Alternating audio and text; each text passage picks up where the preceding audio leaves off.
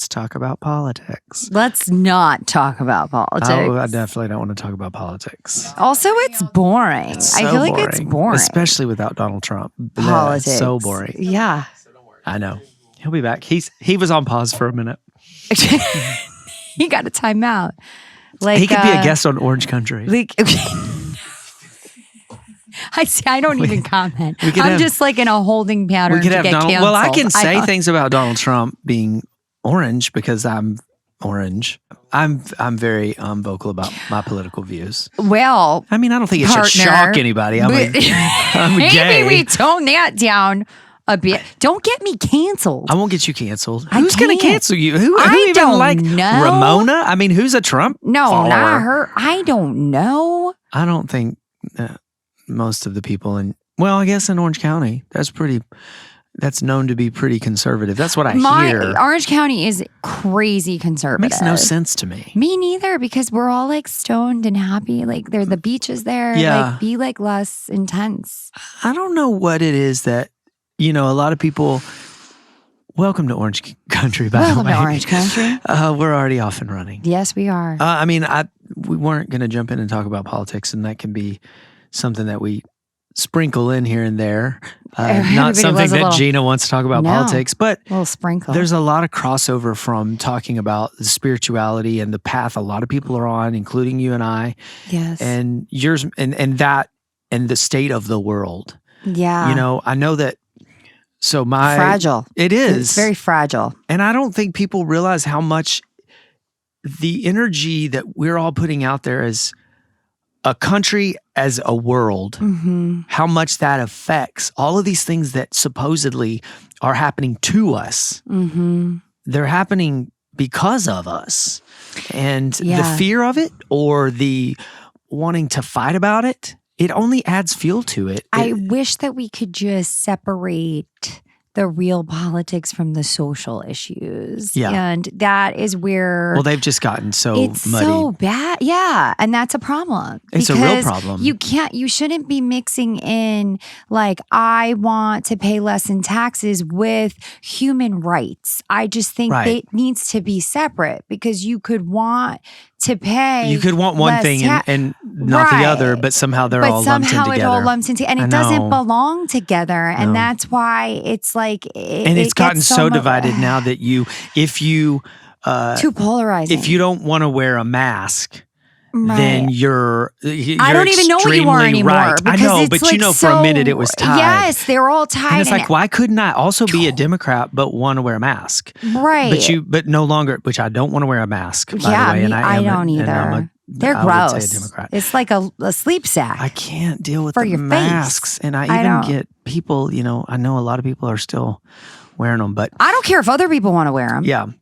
If you want to cover your face, cover your face. I don't want to cover mine. I guess that's true. It doesn't bother me what nice other people do. I just want to have my own control over my own your own body. Person. So you're one of those women like in the videos where they're like, I have rights. I mean, I would like the right to my body not to be taken from me. I feel like that. Me and Marissa were just talking about this, and I actually will throw my opinion in the ring on this one. I don't understand why we're going backwards. I don't want to go backwards. I don't want to go backwards. I can tell you one thing I don't want to do is go backwards. Like, I'm like, what's the next thing? We're not going to be able to vote no more. No, vote no more. No, what are you saying? I want what to is rock happening the to vote. your language? This is politics. Makes me. I have the next thing you know, we're not going to get to vote no more. We're going to be going backwards. We're going backwards. This is what politics does to me. This is what it does to everybody. Yes. You ever see me uncomfortable? The first time you ever see me uncomfortable in my life. I'm going to get canceled. I'm moving. Am I going to move somewhere? It is scary. It is. It's scary. Yeah. It's a scary place out there. And I don't, and everything you say, you can't. And also, I think like you should be able to change your opinion because, especially if you have the wrong one. I do think people forget that has become a thing of the past. Being able to go, you know what? I changed my mind. Right. Like if you're out there and you voted to take away my right to, abortion my own body and everything, but you have since changed your mind, I welcome you. Right. Exactly. To the right side of things. Yeah. Yes. Well, more the left, but the correct side. I like this was like a little a little side topic to Just a little sprinkle in. to get into. Just get me canceled real quick. I'm not going to get you You know, canceled. it's just stick your toe in and take it out. I don't want you to get canceled. All right. That was a very will scary listen. time. No, that's the point is, Ray, we will have to listen. Well, and sometimes the words, just like a while ago when you were trying to talk and you sounded ridiculous. But it is, our words come out and we do get flustered, and sometimes you're like, no, that's not the order of the words I meant to be in. Right. And because I'm gay, I sort of get put in this category of being, I don't want to say an ambassador for, but sometimes a spokesperson for. And what happens to me is if I do a panel or if I speak on behalf of gay people, queer people, that word alone, queer, that's the proper word. That describes the LGBTQ plus community. I can't even say the letters without getting nervous because I'm so afraid I'm going to leave one out. And you're part of the community. But the thing is, exactly. Yeah. So there I am speaking on these panels. I don't want to say a pronoun because I'm terrified. That's so interesting to me, though, because it's like, don't you get more freedom of speech within that community because you're a part of it? Because you want to represent correctly. Yeah, because I think people are like, you don't even know they're the like, proper you don't word. Need it right. And I know that like Robert and I have talked about this, and I know he probably loves getting pointed out right now, but no, because when we went to do that one panel once, and I said something about the queer community, and he was like, I don't think you should say queer. And I said, well, yeah, because that word triggers something, especially someone from where I'm from and my age.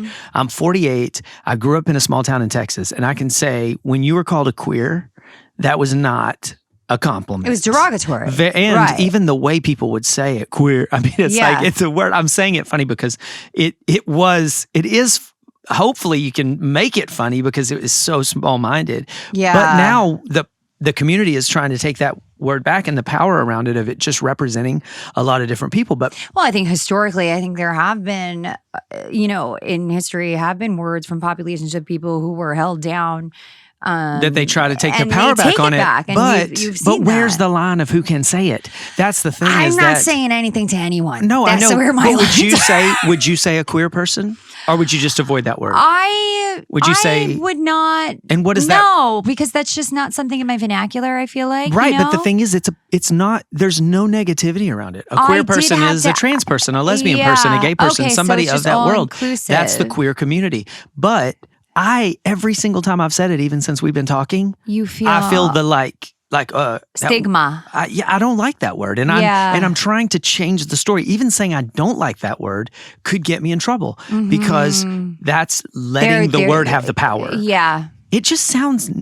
I think because I grew up hearing it so negative. Who was held down by that word. Right. So maybe it is your decision whether you want to give that word empowerment, or you want, there could be somebody in the within your community who feels like you feel as well, who's like, you know what, I just don't want to hear that word anymore, period. Because people have used that to hold me down and make me feel bad. And now the movement is, I have to now take control of this word. And you know what, you don't have to do anything that makes you uncomfortable. I think that everybody should do things that make them most comfortable. It doesn't mean that you're not supporting your community. Yeah. It's just you're not particularly comfortable with that particular word. Yeah. Like, that's okay. I did that with the domestic violence thing. Okay. I had a similar experience because it happened. I didn't even realize the impact it was going to have with women. And then all of a sudden they looked to me to sort of like be this ambassador for domestic violence. And I was like, I'm just trying to get through my own shit and figure out my own shit. I feel that way about the idea that people always say, oh my God, being in country music and being gay, I can't imagine how hard that was. And the truth was, I've over and over said, I don't really want that tag because that wasn't my experience. Yeah. It is beautiful though, the significance of the fact that it's just love transcends. Totally. The fact that you write love songs and you write, just songs about relationships, and that it doesn't matter who you're actually in that relationship with. Right. You're just, it's the authentic story is what reads. There, and but I think it was more about people assuming that the good old boys club would not accept me. So how did I not just break through in the music business? You busted down all these doors, that keeps gay people out or has kept gay people. And that just wasn't my experience. I mean, honestly, I've dare to say that being gay actually helped me because I think the timing also, it did. And it gave me a different perspective. And I don't know, there's just some rooms that I felt like I was able to even be more myself in. I've had a lot of success with females. And I think that as simple as that sounds. Well, they were left out of the good old boys club too. Exactly. So and I think you have a commonality there. Yeah. I think that's it. I think people sort of are like, I can be vulnerable here. And that is what I always look for in writing songs, is some sort of vulnerability that someone listens and goes, oh, wow, I've never heard it said that way. And I wouldn't have wanted to say it out loud, but it sure does sound good there. Yeah. You know what? I think that's very interesting because it sort of is this whole idea of manifestation, right? It's like you put yourself out there and you call it vulnerability. That's right. But I actually, and it is, you're very vulnerable, but that also means that you're just very comfortable showing your true authentic self. And it is a vulnerability because it's risky, it's scary, but you being able to be vulnerable and truly be yourself, that resonates with people. Right. And that is something that has helped you achieve success and get to where you are. And I think that is a really good message. That's like how I try to tell my children too. Like my kids are a little weird and I love that. Right. You know what I mean? And I love that. And I like, it makes me so happy when they do their quirky little things and they are themselves. And it's like, because that is what makes them unique. And it's like sort of right now in this time when everybody is filtering on the internet we're actually filtering in real life now. Everybody's walking around with these fucking weird faces and filler in their lips and all this shit. And it's like, that is so fake that now when you see a woman who is aging gracefully or, it's like, they look really beautiful and it's starting to come out. And like Naomi Watts, did you watch The Watcher? I did. How beautiful is she Naomi Watts? Beautiful. Her face looks like her face at her age. So she looks very appropriate. I will say though, if we're gonna I know I'm gonna jump a little bit of a ship here. I fucking hated that show. Oh, okay. Me too, because the ending, what the fuck? The ending made me so mad. I was so angry. That I wanted to find Ryan Murphy and watch the whole goddamn thing. What have you done with the last 8 hours of my life? It's bullshit. It was I know. Complete bullshit. I binged it. It was never, okay, I mean, the spoiler alert. With Marissa. Spoiler alert, there's no spoiler. Spoiler alert. Nothing happens. It sucks, but it's extremely riveting. There's nothing we can tell you to shock you. And then it's over. Except for the fact that nothing happens. I mean, at least I felt like it wasn't as much of a commitment as Lost. No, it was good because it was short. But I got to the point where I was just like, this is the perfect example of the hype machine. Right. And how there are some great actors in it. And Ryan Murphy, Phenomenal. He's knocked it out of the park a lot of times. But the storytelling aspect of that show, that was ridiculous. Wait, what else has Ryan Murphy done? Oh, Tell me. You're not familiar. I'm not familiar. With Ryan Murphy? No. Okay, well, he's done pretty much every show. Well, his first show was Nip Tuck. Okay, I used to watch that. Glee. Yeah. Okay, I know Glee, but I don't watch it. American Horror Story, 14 Love seasons. American Horror Story, but I fell off That's his whole thing. Yeah, I mean, it was very ran American its course. Horror Story. It was, yeah. Feud, the OJ. Remember the OJ trial they did with it was a little I remember watching. My grandma would have it on. No. I'm talking about when they reenacted the OJ trial. They did a mini series a couple years ago, right? Because the Kardashians brought that back. That was Ryan Murphy. Yeah, he did that show. Oh, the Dahmer show, which I couldn't ruined even get. Zac Efron for me. No, I'm talking about the Dahmer who's not playing Jeffrey him now. Dahmer? Yeah, it is. But the guy isn't that Zac Efron? There's a new. Oh, there's a new one that's like taken over. Okay. It's actually so real. Second episode, I was out. Did you see the one with Zac Efron? I didn't. No, Don't watch it because really. then you'll never be. Because then you're like, well, you just ruined that for me. Because I think Zac Efron is a hunk, and now I think he's a serial killer. He's a hunk, and it ruined it for me. But yeah, so Ryan Murphy's done a lot of shows, and this Watcher was bullshit. I'm glad to hear you say that, although I did love The House. I loved The House. Marissa didn't give a shit about The House. I thght it was so pretty. So beautiful. It was Jersey. I loved the outside of it. It looked with the, what do you call those? what is that shingle thing called with the gray? It's very northern.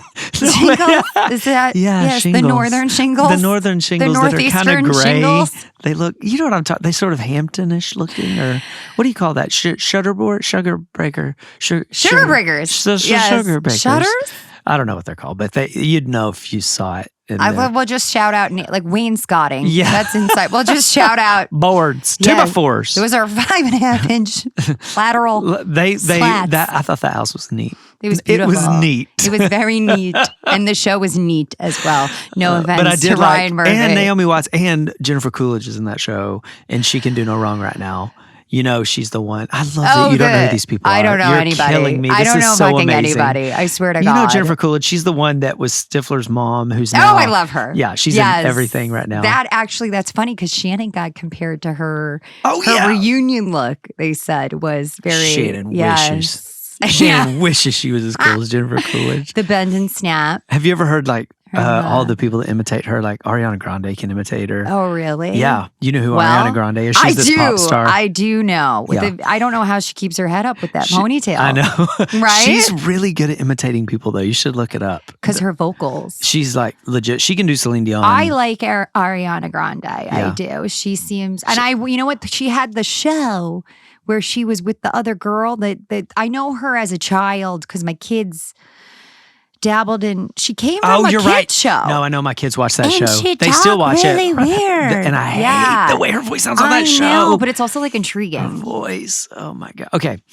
Back it up. I think what we were talking about. Let's circle back. Was manifesting. Manifesting and the law of attraction. One of the first things What is the law of attraction? Well, do you know? I do. Definition-wise. I don't think I could give you what we call the elevator definition. The elevator pitch of the law. Yeah, the elevator. But what I'll tell you what, I have read a ton of things and listened to a ton of podcasts. Okay. Oprah talks a lot about it. I have listened to 0 podcasts. Well, let's do it. Let me be your podcast. Exactly. Because like 2 of because you actually live by the rules of manifestation and law of attraction, which is they are the rules of the universe that not everybody knows they're playing by.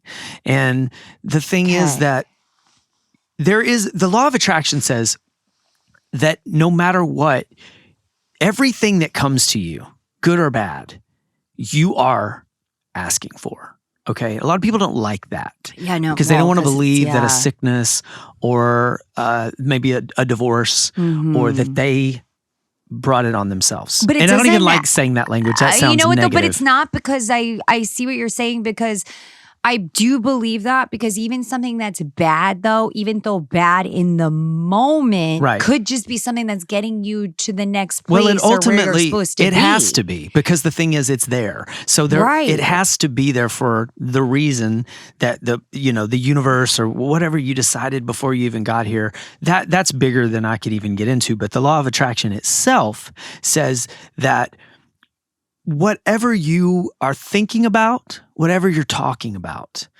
if you're saying, I'm fat, I'm so fat. Most people say that as they try to lose weight. Law of attraction says it's impossible to lose weight saying you're fat. Yeah. It cannot be done. It says you cannot find something that you say is lost, that nothing that is lost can be found. So you're telling me I'm going to find Sienna's retainer that she left at our photo shoot yesterday. If it's not lost. If it means that much to you, what happens is you've looked at it as much as you can. You've tried to find it. Yeah. If it's supposed to be found, then you step away from it. Okay.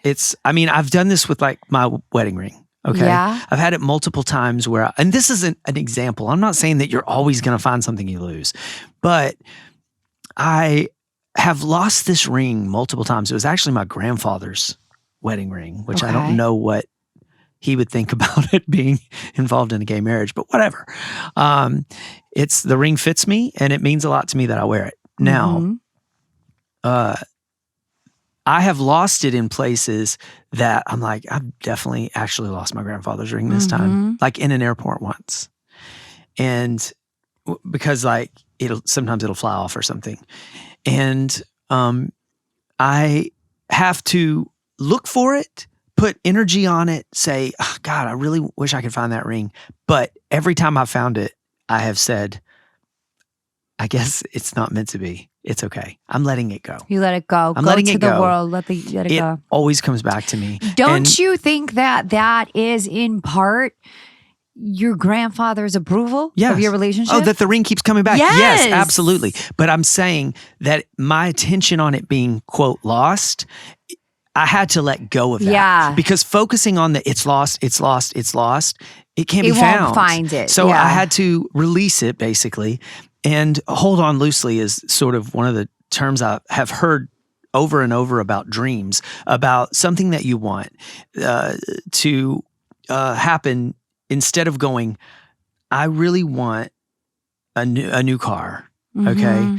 And all I can see is the distance between me and that car.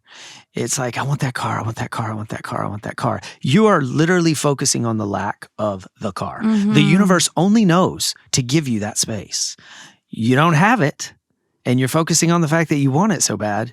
So this must be where you want to be because that's what you're focusing on. Does that make sense? Not really, okay, but well, no, but it's holding on loosely to a dream. No, I know, but I do want to say it in a clear way because I know how much it works. Okay. And then going, I've even, like, before I had the means to buy a new car, I would go test drive a car. And it makes me feel amazing. I'm like, I love this. I get the feeling of what it would be like to drive this car. Don't move towards the thing, just move towards the feelings. Yes. Yeah. And then I get out of the car and give the keys back and go, that was awesome. I know what I just put into the world. I know that I'm headed towards that. Now I'm going to go drive my piece of shit car because I'm lucky to have it. Right. And I'm happy to have it. Yeah. And it's that's sort of a loose metaphor for it. But that really is the way it works. Finding the gratitude with where you're at, but no, it's like, just because I keep saying, I love this piece of shit car, I'm so lucky to have this car. That's not me telling the universe this is the only car I ever want. No. That's me telling the universe it's focusing on the positive. Yeah. And when you focus on the positive, you just get more positive, which grows. I believe that. You know? 100%. Yeah. And I know that's easy to say when things are going really well. And there are people who have tons of other things going on that I can't even fathom. But I believe that because I'll tell you, I was in hell on earth. That's right. With, Matt, my ex and stuff. And I'm telling you, I know, like right now we co-parent so well. We're we're family, and he's like, it's so gross, I know, to say this, but I really think of him like my brother and like his girlfriend, like my sister-in-law almost.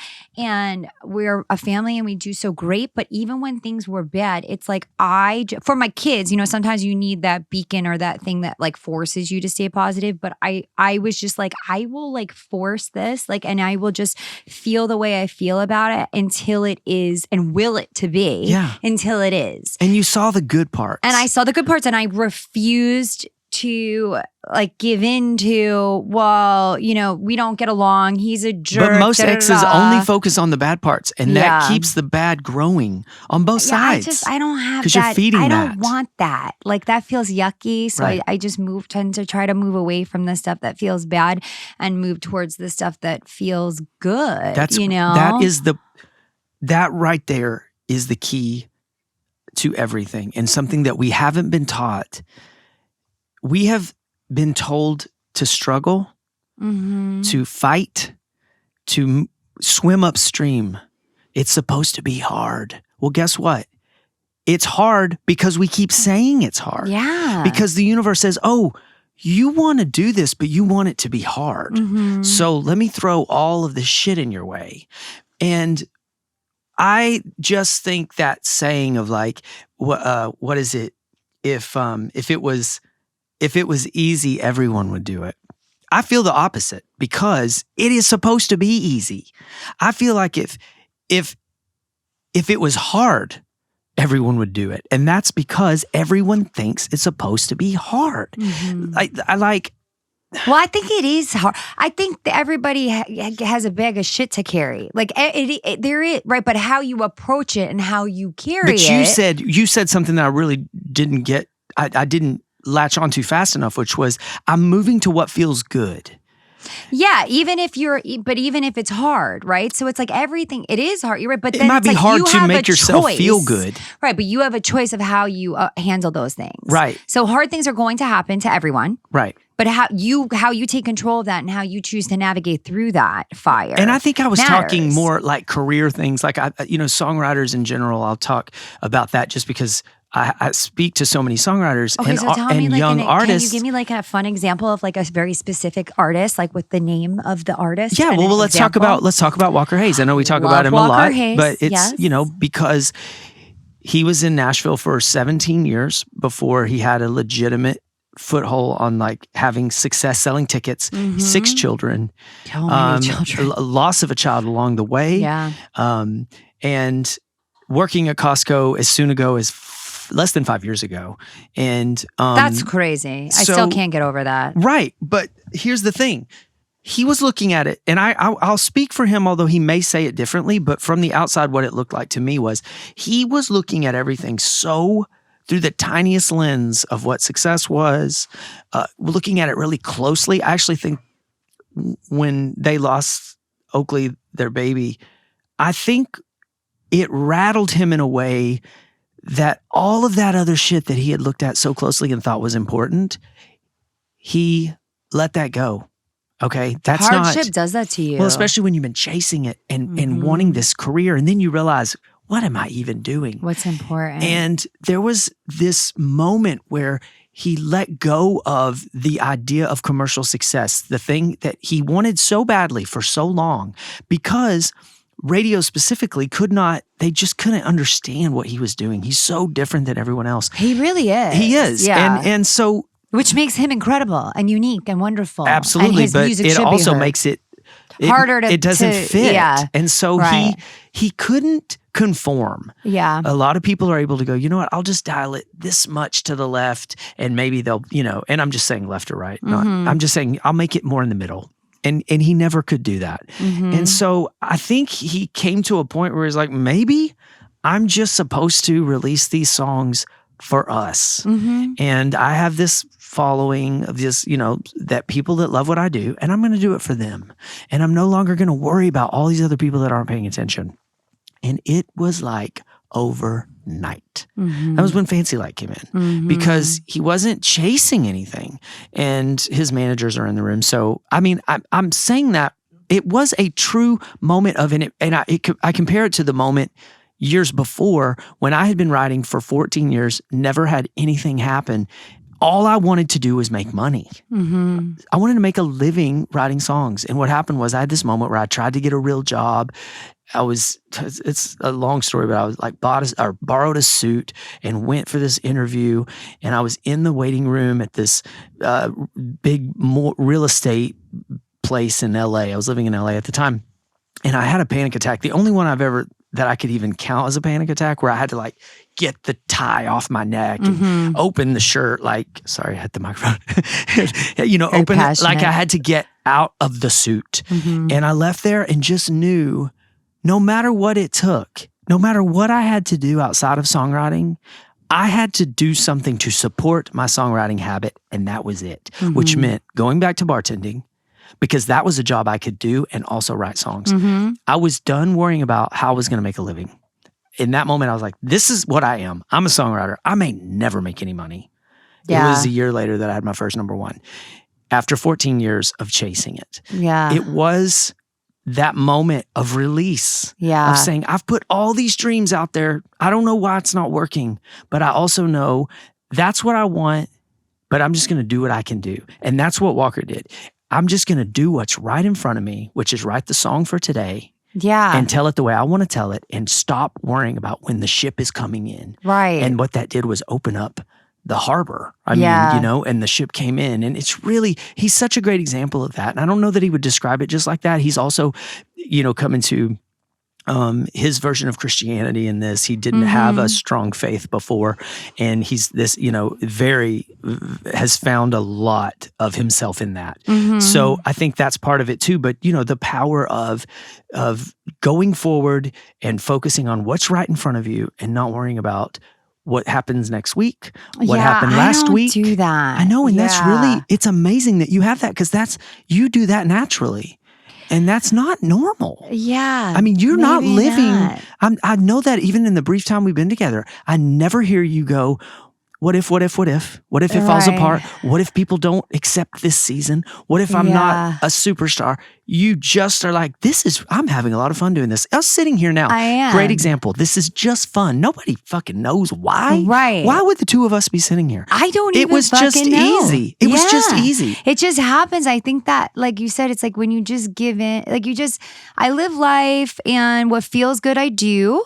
And obviously there's a little more intention set because I have kids, I have to take care of them and stuff. But like, in all honesty, it's like, you just feed yourself what feels good to you, you know? And when you do that, it has a positive effect on other people. So it's like, you got to feed yourself first. Yeah. And then it's like, put your oxygen mask on first. So true. Right? Before you help others. Because if you do that, then you get the breath of air. And then you help other people. And like, that's, I guess, just how I approach things is, this feels good. This feels right. And then that fills up my bucket. And then I'm able to share that with other people. But you know? Did you grow up like that? Because most people's parents, I mean, how old are you? I'm 38. Okay. So you're not, it's like, I think this is a lot of much younger people have more language for this, but I'm 10 years older than you. And I can tell you that all I heard my whole life growing up was, it's got to be hard.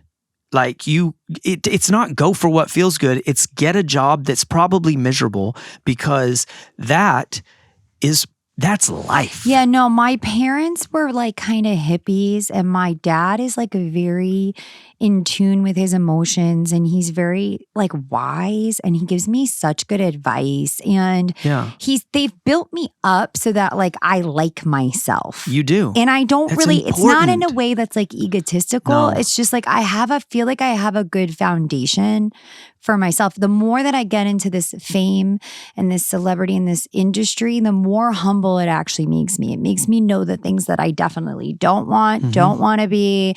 And I feel very secure in who I am. And I feel okay with sharing that with people. And if, 5 people love that, great. If 1 million people love that, great. It's not going to change the way I feel about myself. And I think that is something that I've learned to recognize that is an asset that I have. And I try to now, like with my kids, I feel like that's a really good example. Like, growing up, you hear, I'm proud of you. I'm proud of you. I try all the time to say to my kids, are you proud of yourself? That's so huge. You know what I mean? Did you do that? You to did whatever not be you looking did, outside right? of yourself. Don't look for my approval. I'm That's not going to be huge. here forever. Don't do things for me. Do things for you. It's funny you say that, because my daughter always says, and it actually really bothers me. I didn't know the answer. What you just said is such a good answer, because she always says, are you proud of me? Did that make you proud? Did I make you proud when I did that? I think saying what you just said is so smart. Did it make you proud? Right. Are you proud of yourself? If my daughter is proud of herself for something that she did, or my sons, like, you know what I mean? That makes me proud to know that my kids feel good about themselves, that they have confidence. And then that gives them the foundation so that now, especially when they grow up in this toilet of the internet and all that stuff, you don't care about that stuff. Like, I don't give a shit what people say on the internet. I don't care. That's you really a them don't. problem. You really don't. No, I really don't. That's a them problem. That's unbelievable, though. I mean, and it's really funny, a lot of the shit they say. Well, I saw when you had sort of a response to Kelly. I can't think of her last name. Yeah. What's her last name? Kelly Dudd. Oh God, she's a wreck. She's a train wreck. But whatever it was that you said back to her, and it was playful. Because it's like, wow, you really hate me. You're really mad. Yes.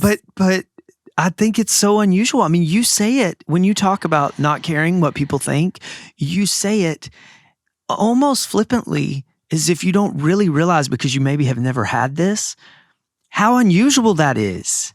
That is very unusual, especially for someone who does what you do. I don't know. I think it's because like I care about what the people think that I care about. That's it. Like if I care about you, I care about what you think about me. But ultimately, Yeah. even then, I'm still gonna, make my own decisions or whatever. But I care about what my kids think about me. I care about what my parents think about me. But I also know that they're always, they know who I am. It's like a shield. If you have good people in this industry, you need that. You have good people in your life. That is what matters. That's a shield around you. Everything outside of that shield doesn't fucking matter. Yeah. I mean, it's easy. Even if you're not famous, people are talking shit about you all the time. Well, and the other thing that we all, forget is that if we are worried about what people think about us, it's such a waste because all they're doing is thinking about them. Well, that's the bottom line, right? Why the fuck do I care what you think about me? You probably don't even like yourself. Yeah. Most people don't even like themselves. Most people. So why the fuck am I right. going to care what they think about me? Yeah. It's like you don't even like yourself. That's so. I care if you like me. That's evolved, though. I'm telling you, that's just not. Certainly not. I hope I'm on the way to that, and I love to say I used to maybe say I don't care what they think. That's usually a signal that I do. If I'm really if I have that much sort of passion about it. To even care enough to be talking about it. Yeah, and I understand that, but you really have to work on that foundation then, because that matters. That's important. And once you have that, then it really doesn't matter. It really doesn't matter. No, it does. I'm proud of course myself. not. I like myself. I'm not perfect. I've been through a lot of shit in my life. I've mishandled things, but I know who I am, and I'm not gonna let some troll on the internet take that from me. Totally. Because they don't like the way my eyebrows look. Right. Who said that? know. Your eyebrows are fantastic. No, yeah, I don't know. I feel like the law of attraction has been working for me my whole life. In kindergarten, I remember sitting in this circle, and Miss Phillips had this shell. It was she gave out a shell to everyone, but there was the grand poopah shell at the end. It had glitter and shit. And I just sat there patiently and quietly, but there was something, I don't even know what it is. There was just something in me that I knew I was going to get that shell. Yeah. And I got that fucking shell. No, I still have that shell. I bet you've told know. that story, and it probably has not struck the chord that it's striking right now with me because of what we've been talking about, because that is exactly what you did. It was not a coincidence. Mm-hmm. You knew. And it was I kind of knew early with the show too. It was weird. It was like it was happening, but I knew. I think that is so. It felt like now I can go back and say that because I got on and everything worked out. But it's like I knew early on I had this feeling. I was like, I just feel like I'm going to get on this show. And you acted as if. I mean, that's another big part of it. It's supposedly all there. Everything is there. The money, whatever it is people want. Mm-hmm. It's all there. Our attachment to it is what keeps us from it. The fear of not having it is what keeps us from it. The fear of failure. Yeah. That's a big one. Exactly. Of losing it.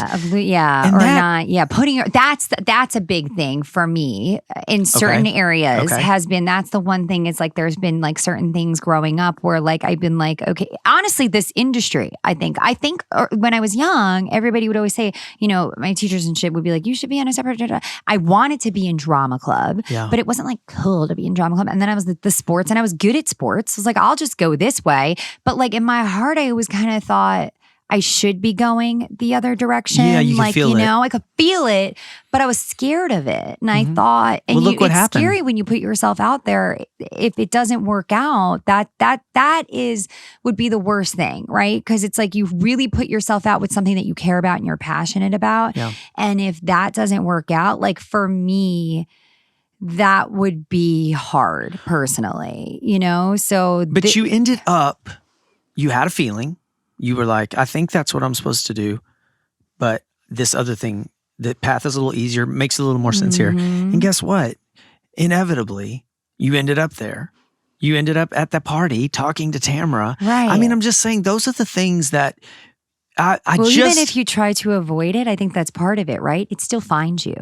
That's it. I probably could have done acting and whatever and gotten in this industry and whatever, but it just wasn't meant to be, and I was too scared of it. It's when it's when my life fell apart. My husband had this affair. I was the one who said, "Let's have the adventure. Take that job. Let's go." We got here. He made mistakes. He threw it away, and there was a feeling that came, right place, right time. There was a feeling that I had that came with the show, the auditions. I felt good. It felt right. And I finally said to myself, you know what? I'm just going to give into this. And it's been so easy and fun. And you feel excited to go do it. I do. It's like thrilling and it's okay. Like I'm okay sharing my life, being who I am. It is scary, I'll tell you, for me, because I do worry about for me, I don't care. I'll share everything, but me sharing everything also involves other people. Okay. That makes sense. And that scares me because I work so hard to get everything so great, like in my relationships and stuff. And then the thought of that being affected is really hard. That makes a lot of sense. Yeah. And like, just because I'm comfortable sharing something doesn't mean that like my ex-husband's going to be comfortable with me sharing that. And that was a lot of fear for me for a while, but he's been so good about that like that's, paring down as well. But like, I'm always going to worry about that kind of stuff. Oh, side note. Yeah. This is totally off topic. Is it about Kelly Clarkson? No. Okay. But it's about another Kelly. Oh. Wait, remember the time there was the party on Orange County and there was a girl who looked just like, that's is that Matt's his girlfriend. Yes. So Matt's girlfriend looks like Kelly Dodd. Does she in person or was that just on camera? To me, no. But to everybody else, everybody else. That's great. What a weird coincidence. I know. We were at that party and everybody was like, Kelly Dodd's here. And I was like, where? Yeah. And you're looking right at her. Oh no, that's my ex-husband's girlfriend. Okay. Yes. I know that had about as much relevance as no, I know, but it's crazy. Yeah. But everything you're saying it's also such an incredible lesson for me. I heard something yesterday. I listened to so many different, from Deepak to Esther Hicks to Wayne Dyer, people you probably don't even know who I'm talking about. Idea but all of these people are sort of the law of attraction. They speak that language and it's the same message over and over. Basically, they're getting down to you ask for it, you get it. If you focus on even if it's the negative, if it's, I don't want it to happen, you're basically saying you want it to happen. Yeah. Because the universe doesn't know the difference between the not and it's the energy. You're focused on it. That's what it is energy. You just put your energy out there and things happen. Right. And so it's true. If you put out negative energy, you get negative things. Yeah. And you put out positive. And even if you put out positive, and even if you get back negative initially, it doesn't even mean, it just means you're on your way to where you want to be. Right. It's a that's right. marathon, and you not can't, a sprint. I think the thing is, I was just talking to a friend last night about she's in a new relationship and she's falling into old habits and saying that she's sort of freaking out. And she's saying to the guy, like, I think I like you more than you like me. Is it just putting someone in the weird? Be worried about of course, that. Yeah. and she knows that. But the reason it's interesting is because she knows that, but she says it's almost like a tick. It's almost like an addiction to saying just something negative. She just wants the validation. Yeah, and that's a lack of confidence. Totally, and fear, and so you got to work on that. And the truth is, what I said to her was, because she said, I'm so afraid I'm going to mess it up. And I said, well, here's the thing I know for sure from my own relationship. If this is the person who's supposed to be beside you for whatever this chapter is, there is nothing you could do to mess it up. It's not possible. It is so true, because I'll tell you, I know we're all, namaste, and I do have positive energy and I get all that, but I also am fucking crazy. And there is literally nothing I could do to make Travis not like me. He likes me so much. Like, it's that's the thing though, right? It's like, in my marriage. I'm like, I have tried to make you hate me. How much do I have to do to get you to walk away? Right, exactly. And you're not going exactly. Or just to shut up. Right. Whatever. Yes, just to make this stop right now, because I want to. No, but it is true. And everybody always goes back over relationships and they go, if I hadn't been in that room, in that moment, with that drink in my hand, with that, if all these circumstances hadn't happened, I wouldn't have met you. I just don't think that's true. I think it was going to happen the way it was going to happen, and you could have gotten in your car and left and met that person the next day. It's, you know what I'm saying? Right, it's like taking a different route or I just don't think you can mess it up is what I mean. Well, you can't, because if you do, then you're not meant to be with that person. Exactly. So like that for me really is like a big message. You should put it all out there. You should do anything you want to do. I mean, obviously be like a decent human, you know? But like if you're operating within like normal guidelines of a relationship and it's just like, you know, you put yourself out there should be nothing that, because otherwise that's not a connection. It's not a true connection. You shouldn't be with that person anyway. Like, right. You should just be with the person that you have that connection with. And the ease. It should be easy. When you met Travis, what did your hair look like? It was like not great. Yeah. Honestly, I look back and I'm like, I have no idea how you're my boyfriend, because there you go. It was couldn't bad. Mess it up. And then I gained 50 pounds and he never even told me that I like didn't look good. And then I was like mad at him for that. So wait, why didn't you tell me? That weight gain happened during y'all's relationship? Yes. And he never shamed me for that. Boy, him and I are different. I would have. Thank you though. I would have. Because I would have whipped my ass into shape. I mean, I was like, you never told me. You never acted like there was even a problem. Like, wasn't a problem. It wasn't a problem because he wasn't looking at you that way. He loved you for you. It's saw the mess and loved it. Totally. And what's real crazy is when somebody is with someone on that side of things and then like waking up next to you now. I know, now look what it gets. He manifested this. Every day he gets to wake up. I'm hot. Like, so you're saying that like I'm gonna wake up one day and my husband's gonna look like a Hemsworth? He's gonna have an 8-pack. Yeah. Yes, you're actively manifesting that. Yes, I am. You are. Yep. Yeah. I mean, it's so odd how we met. Well, you had to. I mean, I feel like the manifesting between you and I was me, because no, I'm serious. I think that I love the Housewives.